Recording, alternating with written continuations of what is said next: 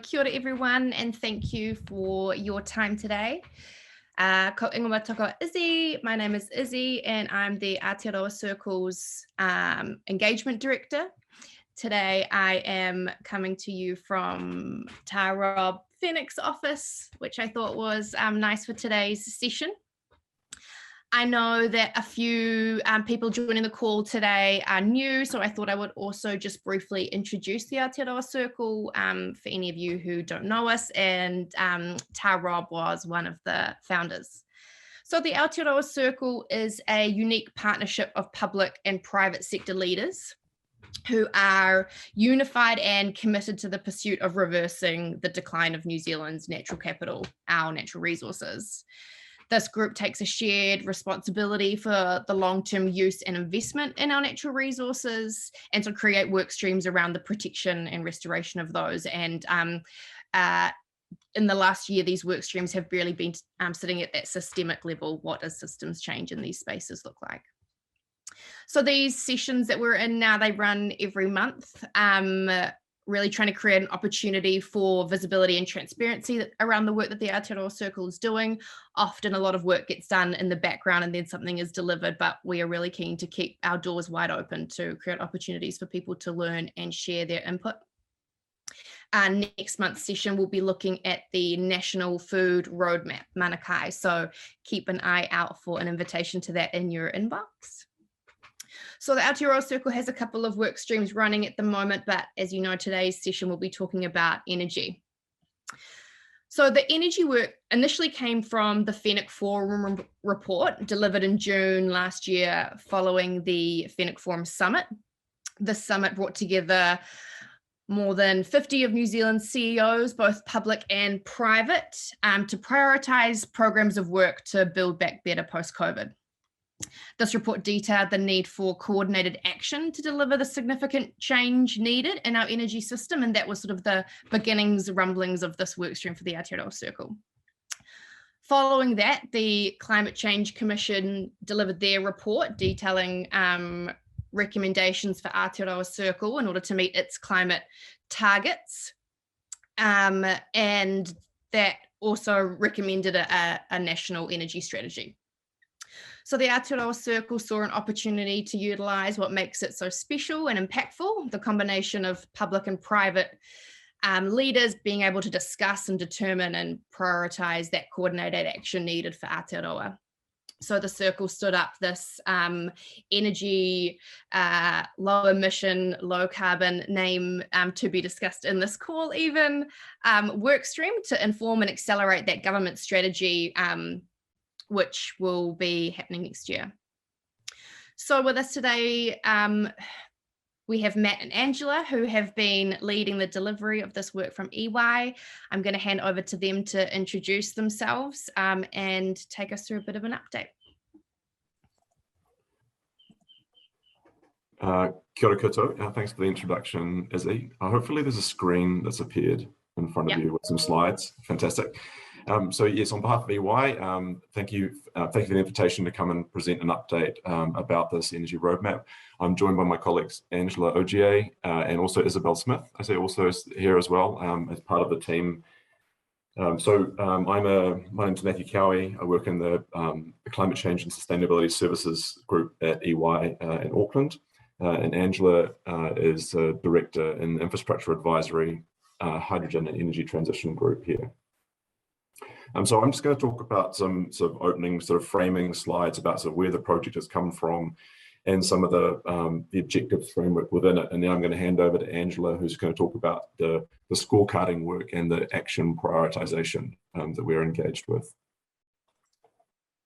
Just before you start, Matt, we are taking questions at the end, I believe. Do you want people to write those in the chat, or how should people contribute? Yes, thanks, Angela. Sorry, I did forget to mention that. Yes, please, we will be taking questions at the end of the session. As usual, please pop them in the chat because for the majority of the session, we're going to have you all on mute. So sit back and enjoy. Fantastic. Yeah, that is an important logistical question. So just in terms of the slide about talking about the overview of the project.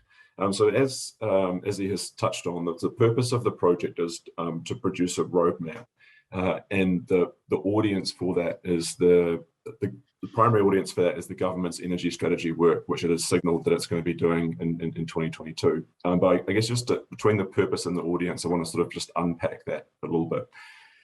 We have the project is called a roadmap to 2050, but I guess in terms of throughout the discussions that because this project has been running for some months now, what we've sort of finalized now is that we're going to think about it as a roadmap to 2030 with a vision to 2050 for our energy system. And that choice has been quite a deliberate one.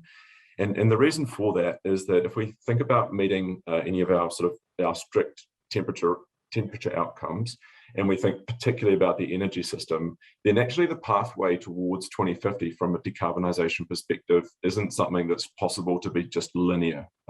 Here we are now and we need to be in 2050. We can't just draw a straight line. And actually, because the emissions that are present over that period of time are cumulative. And so a lot has to happen over the next 10 years. And it's over the next 10 years where we can describe a lot of the more sort of concrete actions using technologies that we either have or are visible to us. And so that's where this sort of framing of the roadmap to 2030 and the vision to 2050 has come out from. In terms of thinking about the audience, that in addition to the government, a number of things that have come out in the discussion within the various groups that are running in this project is the relationship between what sort of the government has to do and what private sector participants in the energy sector have to do or can do, but also broadly kind of like what are the behavioural changes that are needed from society as well in order to sort of affect those. And it's difficult to think about, or maybe it's like not very helpful to think about any of those things individually by themselves. So whilst the primary audience is the government, that we do hope, and a number of the participants hope, that actually that it's a broader set of outcomes or actions that goes just beyond the government. In terms of the participants in the project, we have two main sort of working groups, where we have a leadership group who sort of act as the governing body for the project and have sort of an authorizing environment in terms of the product which gets produced at the end. But we have a very broad technical advisory group, and I'm not sure to what extent it's sort of preaching to the choir for the people who are participating in this webinar, but the energy sector is actually an enormous beast. If we think about it from an emissions perspective and we take away the agricultural sector, then pretty much everything that's left aside from the agricultural sector is inside the energy sector in some ways. And in terms of more choir preaching, that pretty much everything to do with the way our modern economy runs is touched by the energy sector every day. And so that means that regardless of whether it's heating your home, powering your lights, running your business, traveling to and from work, like all of these things are inside the energy sector. And I think that one of the things which Angela will sort of talk to a little bit more later on is just that how to deal with the breadth of the material that we've got inside this. And so that technical advisory group is a really core part of allowing us to grapple with this very broad topic, because we need people who are specialists in a lot of different areas in order to run the project well. And lastly, in terms of the time frame, the final roadmap document is planned for launch in February next year. And that's sort of like roughly on track with what we imagined at the start of the project. It's been a little bit of sort of COVID adjustment, but it also fits very well with the government's program of work in terms of their adjusted timeframe for the energy reduction plan and the energy strategy work, which starts next year. In terms of thinking about the phases of this project, we have these sort of four broad phases. So the first phase was to develop an objectives framework, and I'll talk to those in the next couple of slides, because it's very important to define accurately what it is, the problem that you're trying to solve. Phase two moves into thinking about a scorecard for our energy system. So having firstly defined what it is that we want as outcomes, we've assessed sort of where we are relative to those objectives inside phase two. And then where we are sort of now, as we're sort of coming to the sort of end of phase three, which has been to sort of develop a long list of actions. And Again, Angela will talk to this a little bit more, but there is a very large number of actions that have been come up with either from previous work that's been done on energy strategy in New Zealand or overseas, as well as the contributions of the leadership group and the technical advisory group into that. And so we can think about this sort of phase 3 as sort of like the real broadening out of everything that you could possibly imagine ever wanting to do inside the energy sector. But because publishing a huge list of actions of all the things you could possibly imagine to do isn't very helpful to anybody, what we need to do now and what will need to be sort of like refined through phase 4 is to bring in that very long list of actions and to categorize them in a way that sort of like, this is the group of actions that we find the most important, and these other things can either wait or they're not important. This is a map of the objectives framework for the project. And again, it's sort of, there's not actually that many words in this slide, but actually that most of the words in this slide have been carefully thought through, and because of the importance of defining the problem well, there's been a lot of effort that has gone into them. So sitting across the top of this, we have the vision statement, which is that our energy system accelerates the transition to a net zero future that supports the well-being of current and future generations and enables Aotearoa to thrive.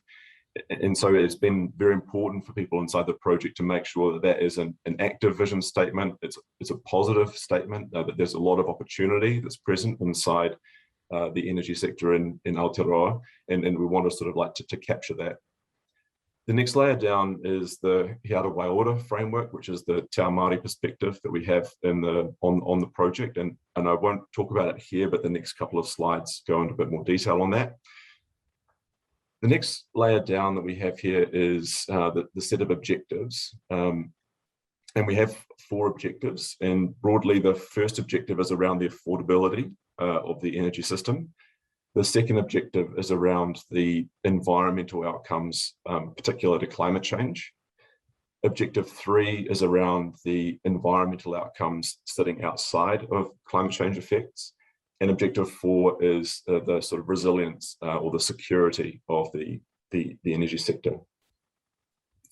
And then the last part of the objectives framework that we have is the principles sitting across the bottom here.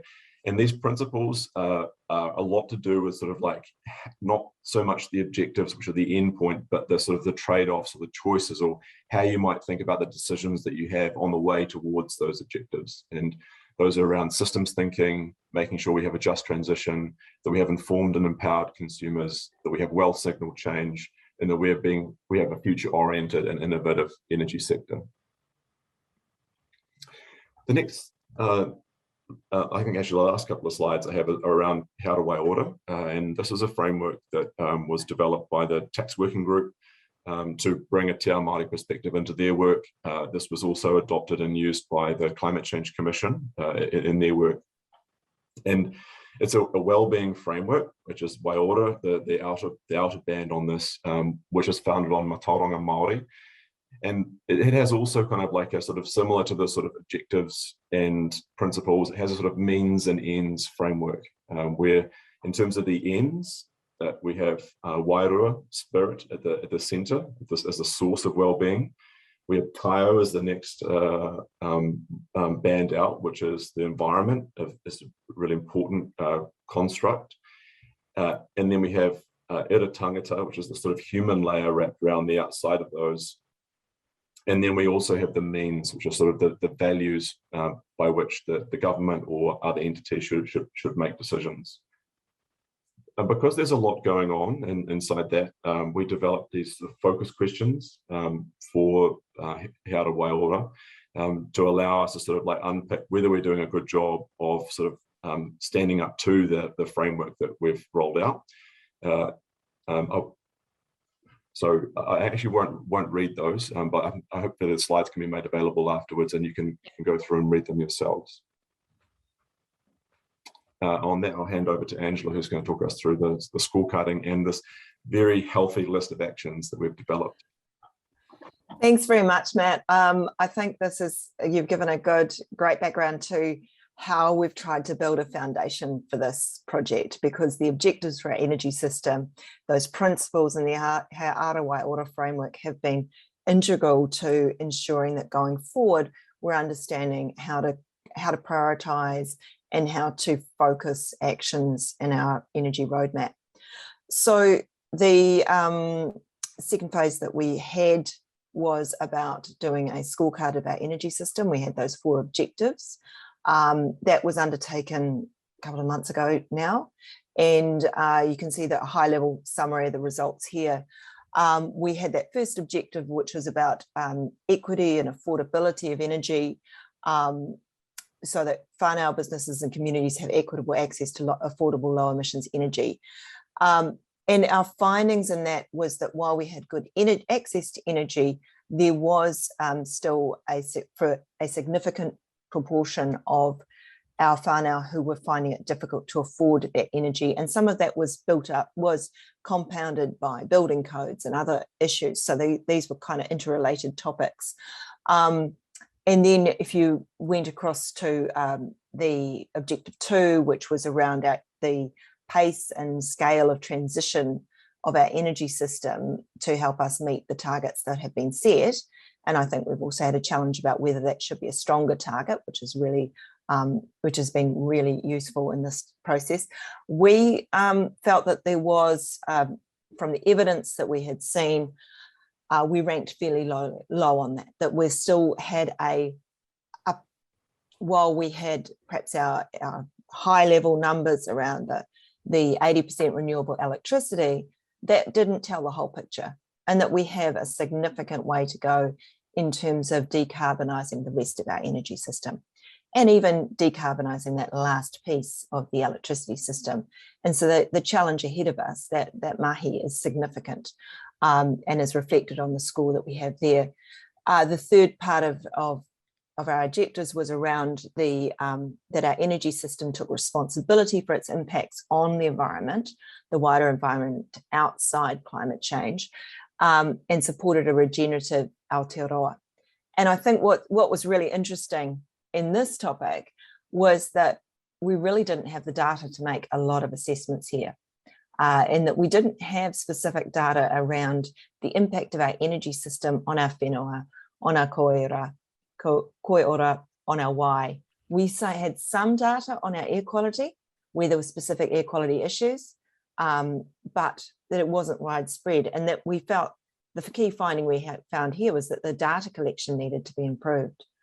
And then finally, on the energy security aspect, we found so that our energy system is resilient, reliable and secure, that while we had good security and resilience in some areas, that challenge as we move away from imported fossil fuels, on which we are largely reliant, to focus on our electricity system, the challenge of resilience and reliability in that system would grow.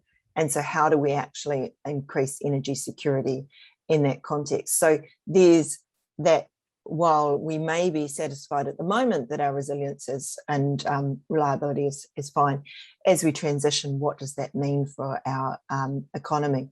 And so for those of you who are astute, you will recognise certain themes that spring from the energy trilemma that is produced by the Business Energy Council. We had a lot of input from Tina and her team in designing this.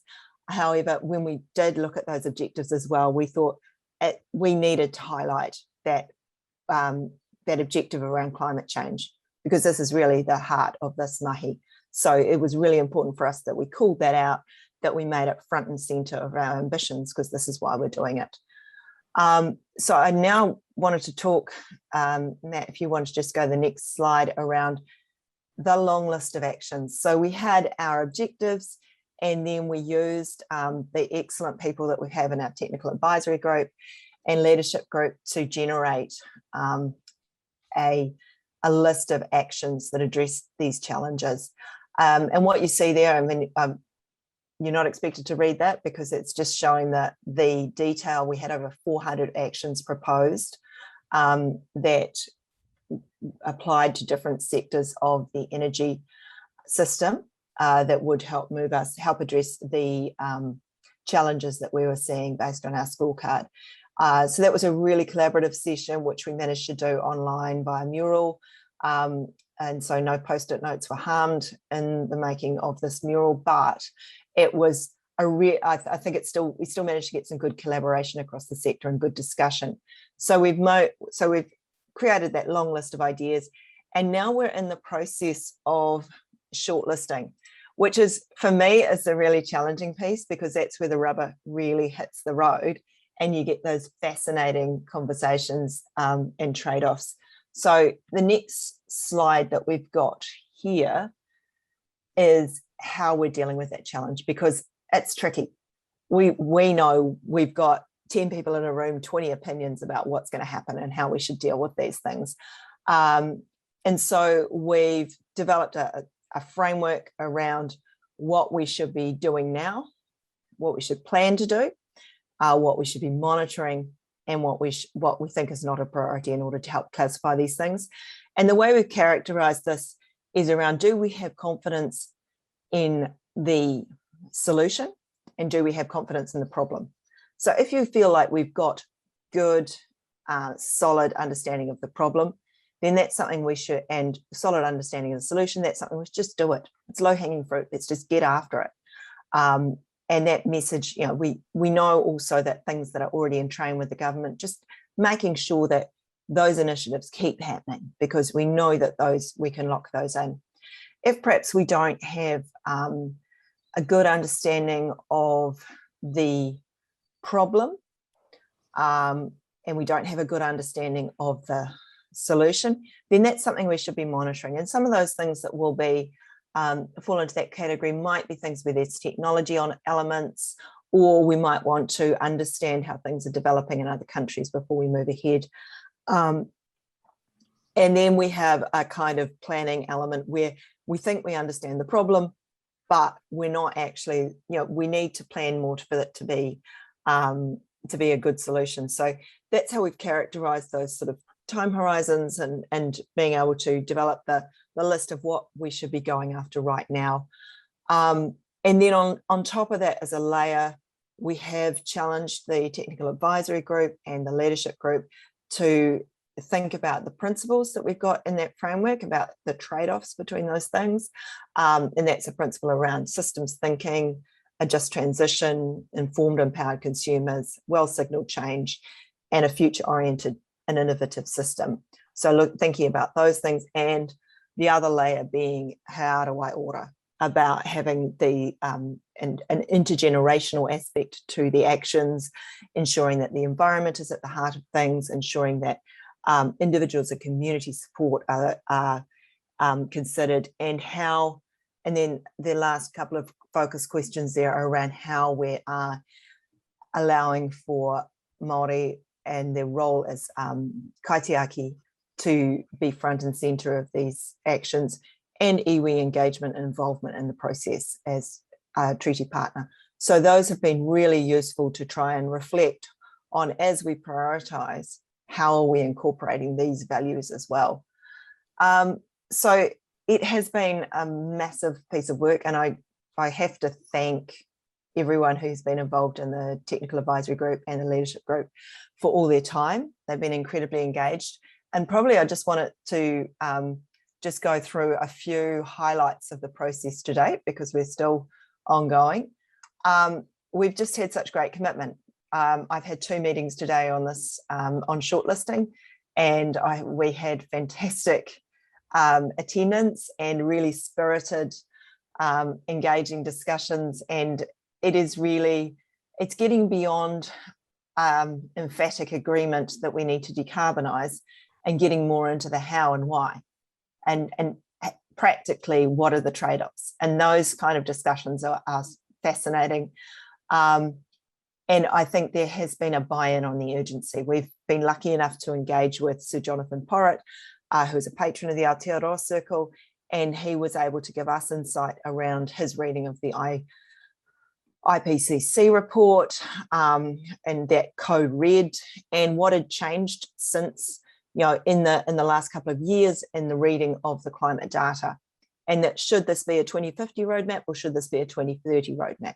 And I think we've all come to terms that this is actually much more urgent than we were probably thinking. And so that has shifted the focus. And I think giving those concrete actions has become front and center about what are we going to do tomorrow to get this going.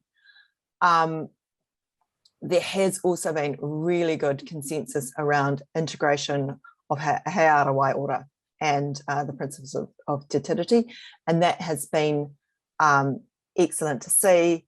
I think it's been a challenging piece for a number of people in the group because it wasn't something they were exposed to, but through the Aotearoa Circle's work around Ngā Tauranga Māori and other experts that have been in our technical advisory group from the iwi sector, we've been able to pull together some really good resources and scaffold the members of the working groups into on this piece of work. And so that's been something I think that has led to a good amount of buy-in into the process. We've also had some great contributions from government agencies, from MB, MOT, ECA, Electricity Authority. I'm going to miss some people there, but that's been excellent to understand exactly what's going on right now. And so to bring that perspective about data that's available, about the policies and what they're that are currently under review or in design, that we can leverage in some of these action items in the plan. And then the final highlight for me has been around building the connections within the sector, because this has been a massive team effort to date. I mean, to date, because we've still got a way to go. And it has been an excellent vehicle for people to be exposed to different viewpoints and ideas and building those relationships across the sector. So we've had some community solar projects proponents, some iwi sector proponents, some from the social sector who have been up against or talking alongside in the same forum as gentailers and traditional big end of town electricity retailers. And that's been really important for building understanding, which is definitely a purpose of this work. So one of the success criteria for me is if we can come out of this work with people, with those who have been involved having a better understanding or a more nuanced understanding of the issues because they've been exposed to more views. What have been the challenges? I think Matt alluded to it. It's just enormous. Like, this has been a really big topic. There are lots of interlinkages, and there have been real challenges on prioritization because there is so much to do. We are moving from one state of being to another to a completely different state of being, and so that is how you do that and how you knock those tasks down to eat the elephant in a good sequence is a really difficult thing to define. So we're working on that, and we're still trying to find and crystallize those ideas that are just the most leveraging. The other thing is around the cross-cutting nature of some of these objectives, and that if you consider energy poverty and its impacts on whānau, some of that exists outside the energy system. Is it just about deprivation in our society? Is it about housing stock? Is it about access to information? So some of these the initiatives and actions have a number of touch points, and as we go through, I think we've done a real an exercise which is really down in the detail. There's another exercise to bring it up a level and see where these actions touch numerous sectors and how they interact to find those that are most leveraging. And then the technical implementation of He Aotearoa Ora, as I mentioned, that has been a huge journey for us. The iwi tahi group has been a good support on that, but we've had support from the Treasury and others within government who have applied the framework and others within the technical group. So Bella, our co-chair, has been an excellent resource, as has Will Edwards and a couple of others who have really contributed to that work. But it has been challenging. The good thing is that we've been up for it, and our technical advisory group members and the leadership group members have been up for it.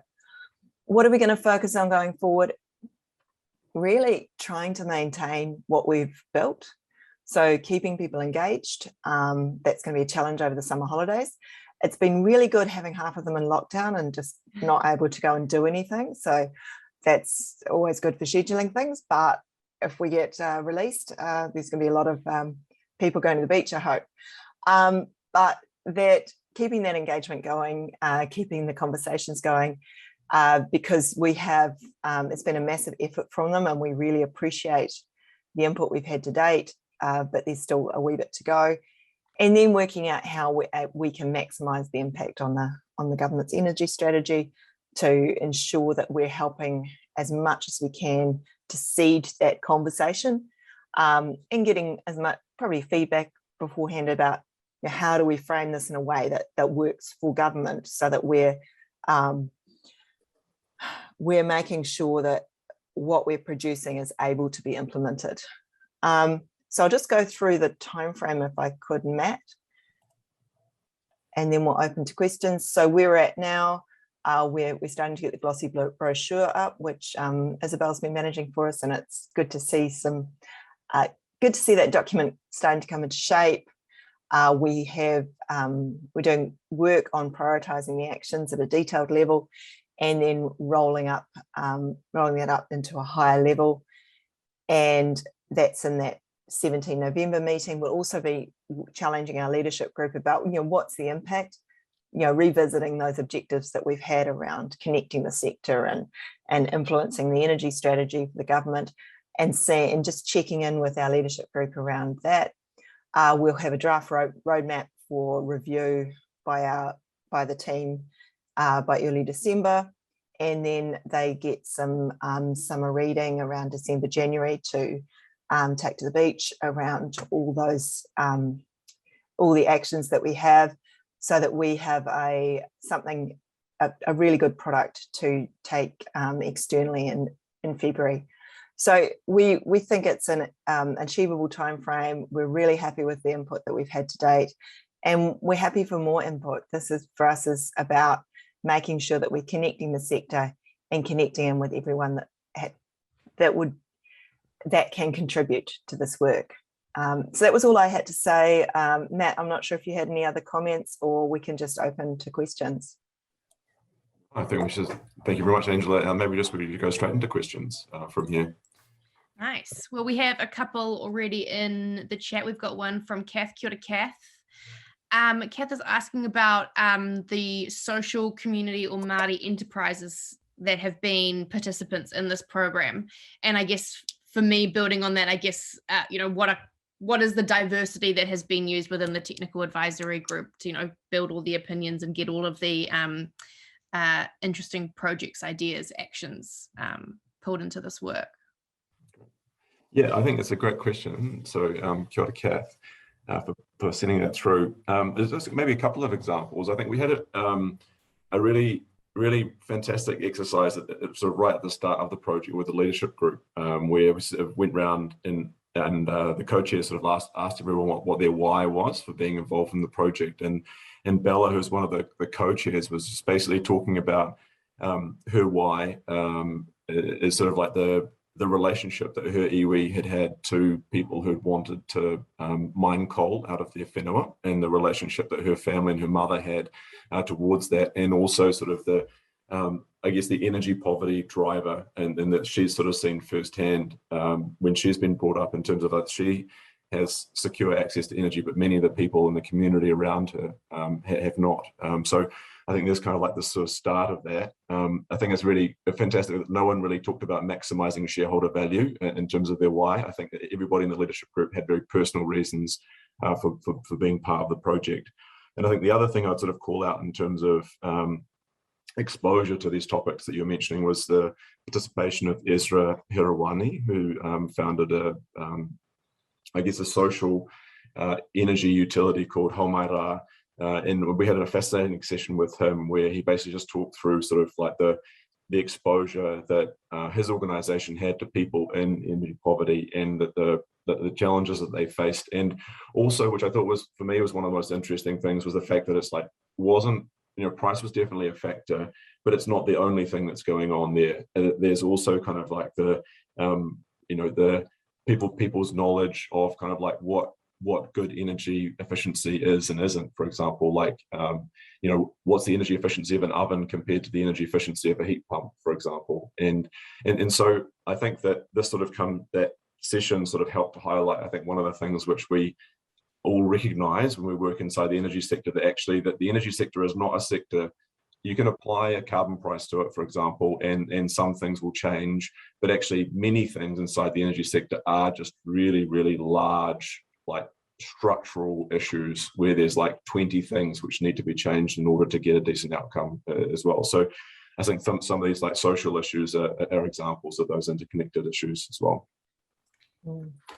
Kath, I think as well, if you've got some other interesting scalable energy ideas, definitely email them through. It's we are all about pulling in as much as we can at this point. Yeah, so just in terms of the technical advisory group, because I think there was a question about how do we make sure we got good coverage. We were quite keen to make sure that we got coverage from electricity generators, gas producers, gas pipeline operators, electricity distribution networks, large industrial consumers, and then some of the government agencies that were supporting those people, so ECO, MFE, MOT, MB, and then from iwi we've had some input from Turupaki Trust, who obviously have their hydrogen project, as well as the Mokai geothermal station, and also the Tahora North iwi as well. So there have been some people wearing a few hats in this as well. But it has been a real challenge to make sure that we get that breadth of representation, and not just having the usual electricity sector subjects or the usual suspects is the word you want to use, Angela. Yeah, suspects. But making sure that we just don't have those the usual suspects in there, but broadening it out to make sure that we've got some wider discussion of perhaps those fossil fuels and how we transition away from those. Nice. We've also got a question from Julian Andrews. Julian would love to hear more about the resources that were used to be able to supply to working group members to scaffold the regenerative approach. And correct me if I'm wrong, Julian, but I'm assuming that is talking about, how to bring people up to speed on some of the topics that they're going to be talking about in those working sessions. Yeah, that's absolutely right. Nice. I can just talk specifically about the regenerative side of things, because I think we, as Angela alluded to, I think this is the third or the fourth energy roadmap meeting that we've both been in collectively together today already. But one of the drop-in sessions that we had earlier on today was about the sort of the non-climate change environmental aspects of the energy sector, and the topic of regenerative and what that meant and how to define it and how to apply it to the energy sector came up like quite early on in that. And I would love to say that we have kind of like lots of answers to all of these questions, but I think that's an area in which the energy sector or the energy roadmap group is sort of confronted with a question about, is there a sort of a definition or a structure or a framework that is in common use that we can sort of bring in and apply to the energy sector?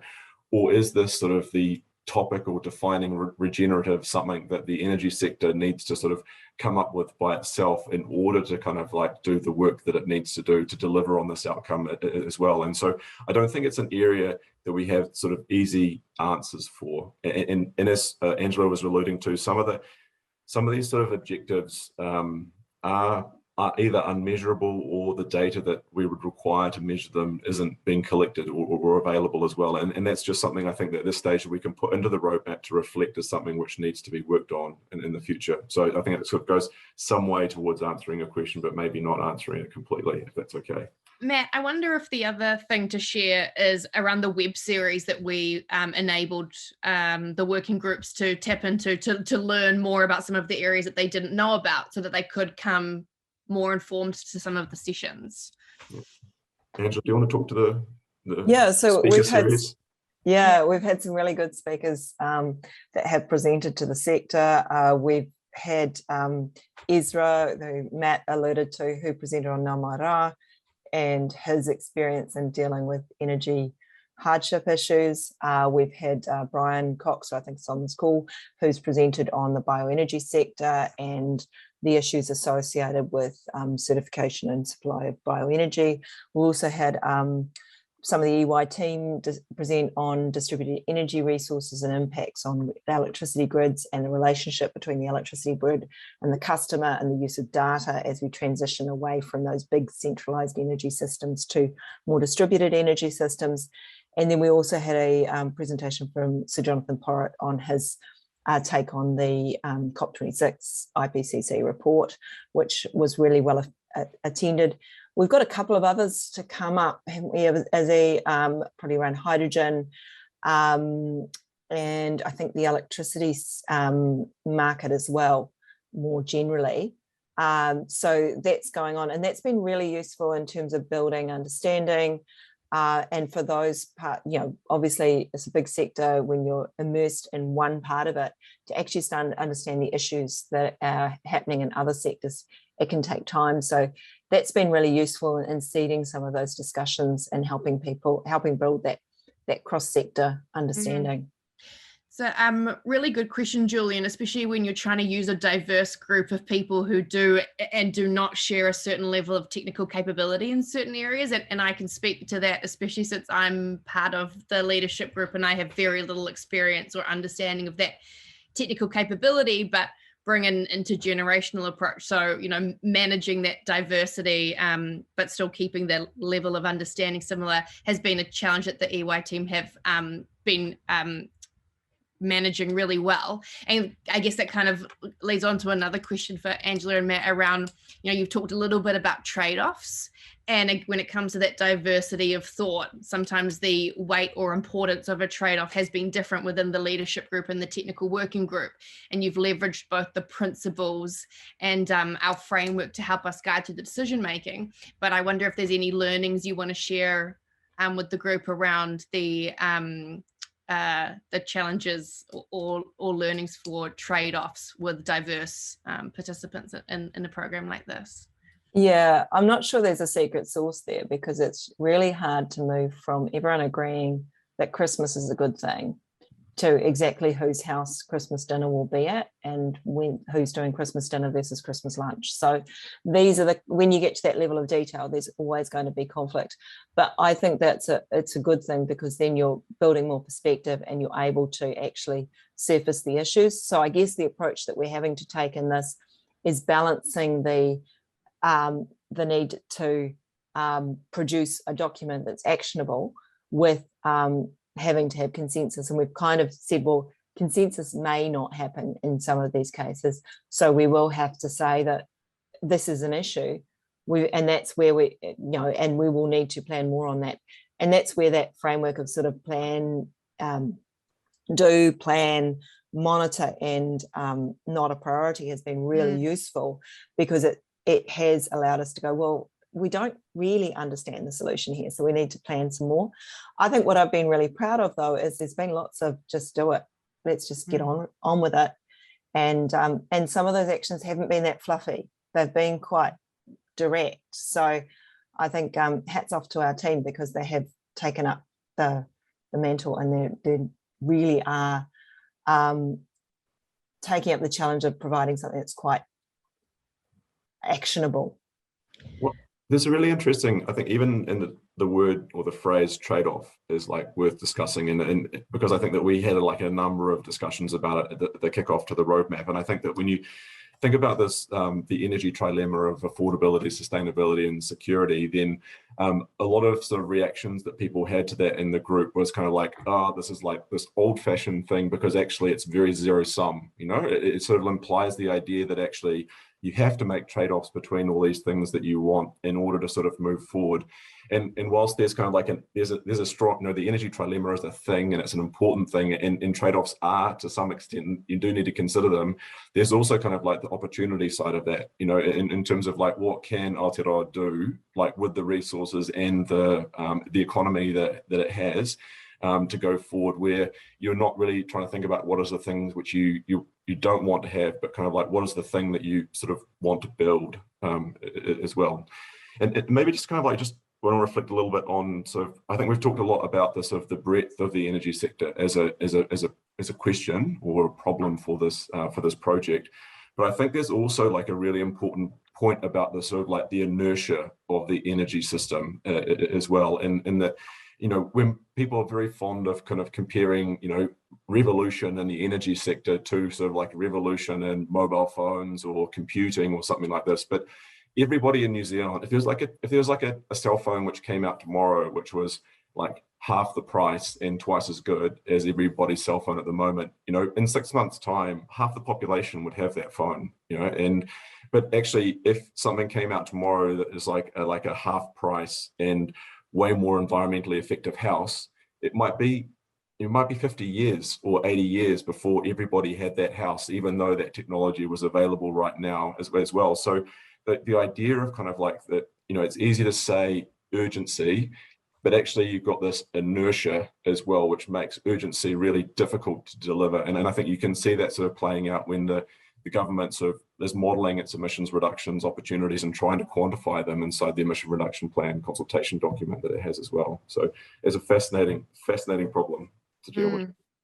The one thing that has given me hope, well, there's lots of things that have given me hope, but when it came to, diversity of thought or people having different opinions on trade-off, the one consensus that I did hear, last week in our session was, 2050 is no longer the goal and it is 2030. So there's urgency there. It's now around how do we enable the action for that urgency. That'll be the next big challenge. I haven't seen any more questions coming through, so unless anyone has any final thoughts I'd like to ask Matthew or Angela, I'm going to wrap this up. So I will thank you all for your time today, especially Matthew, Angela. This has been incredibly insightful. For anyone wanting to join any future web series, you can keep an eye out on your inbox. They'll be coming through from info@theaotearoacircle.nz. And if there's anything that any of our partners would like to hear more from us, please let us know. We want to create these sessions to make them as informative and transparent for collaboration opportunities when it comes to creating really good outputs and work streams in these spaces. So please don't hesitate to get in touch. We are here for that. And with that, I hope everyone has a great day. Mate wa.